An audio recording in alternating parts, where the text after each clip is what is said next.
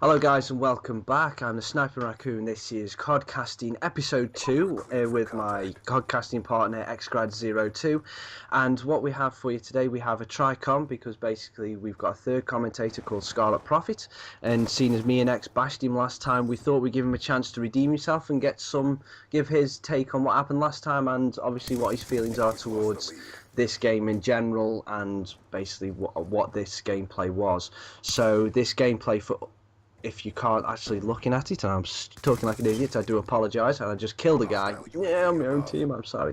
This is hardcore kill confirmed on the map Hijacked.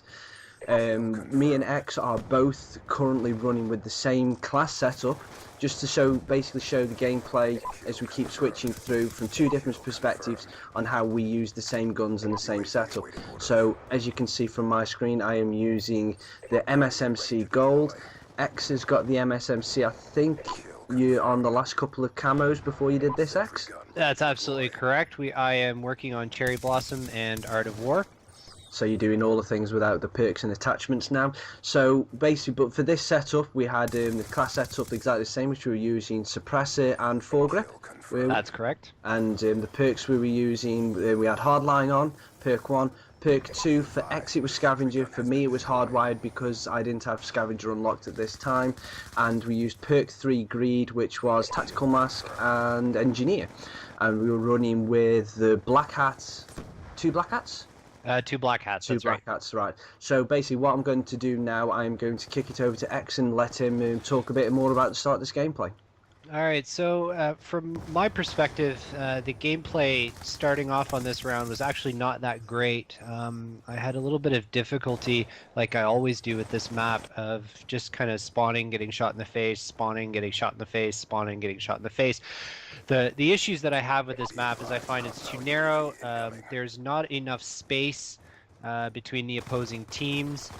The fact that you can spawn and then immediately have the enemy spawn directly behind you, the spawn switching is too quick.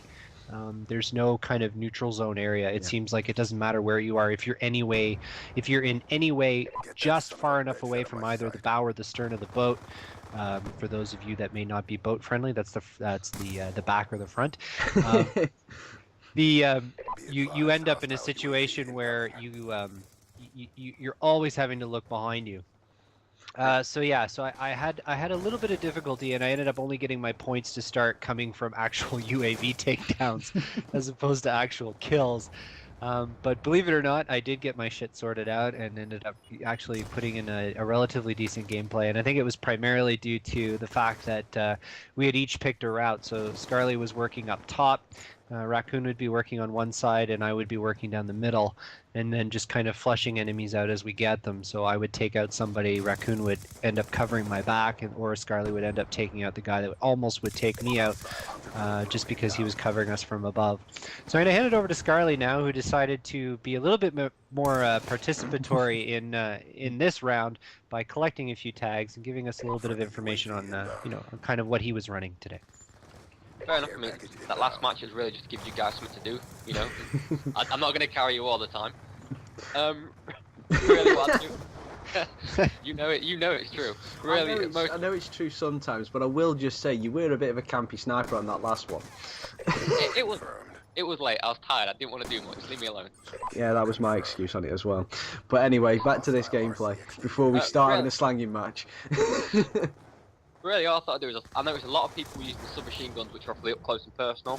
I thought I'd throw on the shotgun, mix it up a little bit, as we were long range a lot on our team, they'd be coming up close to us. So I thought, throw on a shotgun, it's going to give them a bit of surprise when they come to us. Yep. And mainly at this part, I thought if I sort of patrol this area, it's quite a high traffic area for this map. Yep. And I thought I'd pick off a few of the runners as they're coming through. Admittedly, it doesn't always work out for me, but it did seem to work out quite well this time. I will admit that. Yeah, well.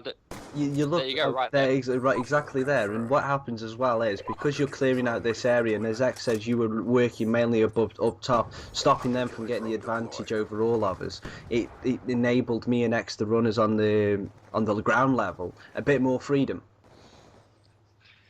Yeah, I mean, one thing that really confused about this is I stayed in here for quite a long time to the point they knew I'd be in there. Yep. Yet none of them had the initiative to drop to the bottom level underneath the boat to get to the other side. They actually would still try and get through this, even though I was in there. Yeah. Yeah, and that is key, and that was key. I mean, the thing is, these two buildings, this one and the one directly opposite, if there's someone above top, he can absolutely wreck the game in the middle. If no one's clever enough to go downstairs. Yeah, I mean, you noticed a minute ago, that's why I picked up that submachine gun there, the MSMC, the one you two were using. Yeah, it had a red dot. I was using that. Well, obviously they were just. I panicked a bit. Yeah, and then basically all I did, I was trying to look for a weapon that one of them dropped, so I could kind of use it for long range. So I had both ranges covered for myself. And this is actually, as you can see on the panel on the right hand side, Scarlett actually did have a 7 score streak, which was, and then all of a sudden, seeing as we've lost the top and in the middle is absolutely dangerous as well. Yeah. So I died in an epic fashion. Yeah, you died in epic fashion, which is always good, and you just keep dying, But that's the whole point in this map, and what we're going to do, I'm going to kick back over to my feed now. I'm actually not doing too badly, as you can see from the feed. I've got a 4 score streak, and basically just a quick more talk about the guns on this that we're going to be using. And what we're going to try and do for the setup for the Cod Casting in the future is we're going to try and set up a class between me and X. One game will use my setup, one game will use his setup. And basically, as I said in the open, try and get down, you camper. But basically, see how the game plays from different perspectives and how the same guns can be used in different ways, but still pretty much the same way. Isn't that right, X? Yeah, you're absolutely right. Yeah, isn't that right? Okay, I'll just keep switching. But and one thing that did make me laugh at the end of this game, I remember poignantly exactly what X set up, because he set up this class and we had a secondary weapon on it, which I didn't know and I completely forgot, because he set it up and said, right, what we're going to do, we're going to use the FHJ. Yeah, the FHJ. The That's FHJ, right. which is this Black Ops 2 Stinger, and he told me at the end, he says.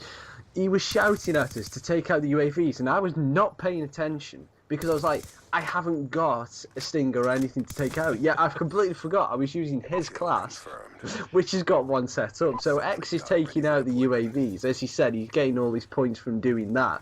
And here's me. Oh, I can't even get rid of a Betty.